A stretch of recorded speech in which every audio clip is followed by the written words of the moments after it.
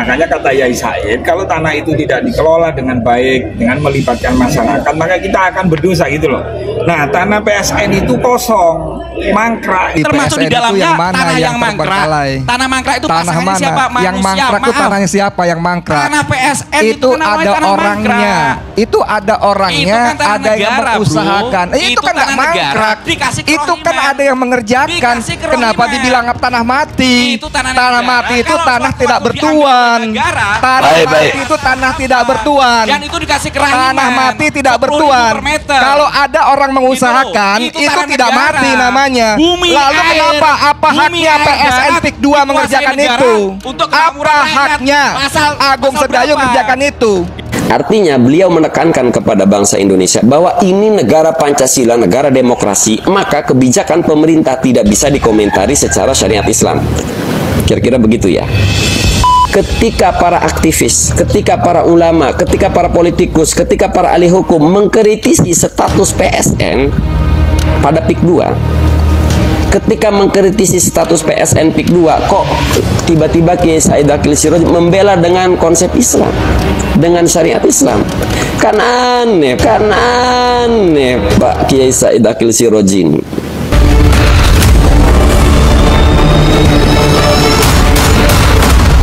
Kenapa kayak alasannya mendukung proyek PSN PIK nih? Saya katakan. Apa tuh? Saya katakan. Jadi di belakang. Kalau ada tanah terlantar dan itu masih bisa dimanfaatkan, kok tidak melakukan upaya dosa secara agama itu, maka kalau ada tanah terlantar harus diproduksikan, harus menjadi tanah yang produktif. Namanya dalam kitab ajaran Islam Ihya'ul Mawat. Berarti mendukung penuh ya Pak? Mendukung penuh ya untuk program PSN ini? ya, bukan PSN. Iya. Kalau untuk PIK-nya? Itu urusan. Makasih Kiai. Makasih. Pesannya Kiai selama pembangunan. Kita selesaikan dengan baik-baik. Pesannya selama pembangunan. Ayo kita selesaikan masyarakat dengan baik-baik. Tadi itu harus ta'awun, terbuka. Ya gitu ya teman-teman ya. Assalamualaikum warahmatullahi wabarakatuh. Saya ingin menanggapi videonya Kiai Said Akil Siroj tentang pembelaan terhadap status PSN PIK 2. Dalam pembelaan beliau saya menemukan satu kecurangan, yang dua kelucuan. Mohon maaf saya tidak menyebutnya kedunguan dan keplonguan karena beliau kiai, jadi saya sebut kelucuan. Yang pertama kecurangan. Kita sama-sama tahu bahwa Kiai Said Akil Siroj ini selama ini adalah kiai yang mengawal pemerintahannya Pak Jokowi, mengawal kebijakan Pak Jokowi. Bahkan di masa Pak Jokowi beliau menjabat direktur KAI ya. Nah, ketika para ulama mengkritisi kebijakan Pak Jokowi, beliau selalu argumennya sama, yaitu negara ini adalah negara Pancasila, negara demokrasi, tidak bisa dikomentari dengan syariat Islam, dengan hukum Islam. Kurang lebihnya seperti itu.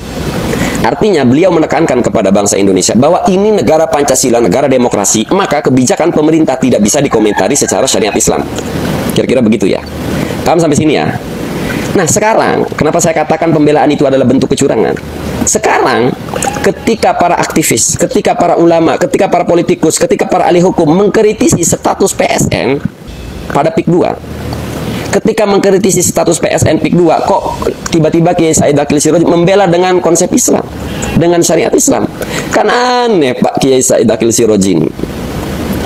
Itu yang pertama, saya menyebutnya ini adalah kecurangan. Yang kedua, saya menemukan kelucuan.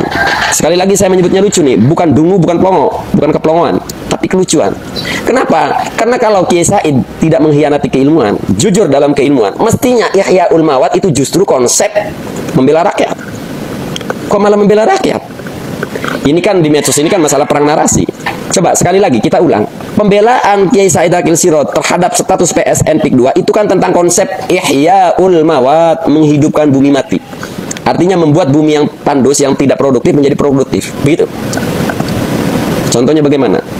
Saya terangi. Pelan-pelan. Sebelum berdirinya Negara Kesatuan Republik Indonesia, di setiap wilayah, di tanah di negeri ini, itu tanah kesultanan dan kerajaan. Saya kasih contoh yang dekat nih di Tanara. Banten itu kan tadinya sebuah kesultanan. Banyak tanah-tanah kesultanan, wilayah-wilayah kesultanan ini yang tidak produktif. Lalu warga membuatnya produksi. Contoh di Tanara, tadinya tanah biasa tandus, digali, dijadikan sebuah empang. Lalu menjadi produktif, menghasilkan ikan. Ada yang dibuat sawah, tadinya tidak produktif menjadi produktif. Itu disebut Ihyaul Mawat. Nah, tanah ini lalu menjadi milik siapa? Menjadi fahuwa haqulahu.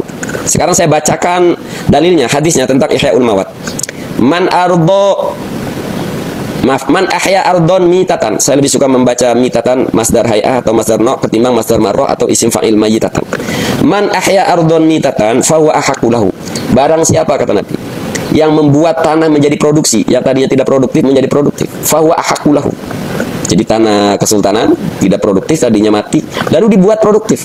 Maka tanah milik siapa? Fahuwa haqulahu, Nabi, kata Nabi. Fahuwa haqulahu. Maka tanah itu menjadi orang tersebut yang melakukan pengelolaan tersebut. Walaysa li'irqin zalimin haqqun. Bagi orang yang mensabotase, mengambil alih, irqin zalimin, melakukan tindakan, artinya yang mengeluarkan keringat yang zalim, artinya mensabotase. Walaysa li'irqin zalimin haqqun. Bagi orang yang melakukan sabotase atas tanah tersebut, maka tidaklah memiliki hak. Kan begitu Pak Kiai Said Akil Siraj. Jadi kalaulah Kiai Said Akil Siraj ini jujur dalam menyampaikan keilmuan, mestinya konsep Ihyaul Mawat justru membela rakyat. Karena tanah itu menjadi tanah rakyat. Kan begitu Kiai Said Akil Siraj. Nah, ini kan kecurangan dan kelucuan dari seorang Profesor Dr. Kiai Said Akil Siraj. Itu loh. Kalau kita kritik pemerintah dengan konsep Islam, oh jangan, negara ini negara demokrasi, bukan negara Islam. Oke, saya sepakat. Nah, tapi ketika kita menolak status PSN 2 dengan konsep hukum yang berlaku di negara kita, oh ini Ihyaul Mawat di dalam Islam, kencurang namanya itu. Nah, itu mukaddimah saja ya kawan-kawan yang dirahmati Allah Subhanahu wa taala. Karena di masanya Kiai Said Akil Siraj memimpin NU, beliau dan seluruh jajarannya selalu teriak-teriak, PBNU penjaga NKRI, PBNU penjaga NKRI. Kalau boleh saya katakan Pak Kiai Said Akil Siraj, PBNU di masa jabat, di masa kepemimpinannya Kiai Said Akil Siraj itu bukan penjaga NKRI, tapi penjaga kekuasaannya Pak Jokowi. Gitu. Ini juga saya ingin sampaikan kepada seluruh pengurus NU ya. Jangan terlalu pede mengklaim perkat bangsa ini, NKRI ini adalah NU. Karena itu klaim kalian. Yang ingin saya sampaikan di sini, perkat NKRI ini adalah Islam. Jadi nggak usah diklaim itu adalah NU, Islam. Karena banyak orang yang bukan NU juga ikut menjaga kedaulatan bangsa ini. Ya, nah ini sedikit tambahan saja. Sekali lagi saya tegaskan, PBNU di masanya Kiai Said Akil Siraj itu bukan penjaga NKRI, tapi penjaga kekuasaannya Pak Jokowi. Semoga bermanfaat. Hadanallahu wa iyyakum ajma'in. Wal 'afwu minkum. Assalamualaikum warahmatullahi wabarakatuh. Demikian informasi yang dapat saya sampaikan untuk hari ini. Semoga memberi manfaat. Salam dan doa kami untuk keluarga dalam perlindungan Allah, dalam dekap kasih sayang Rahman dan Rohim Allah Subhanahu wa Ta'ala. Allahumma amin. Terima kasih. Wassalamualaikum warahmatullahi wabarakatuh.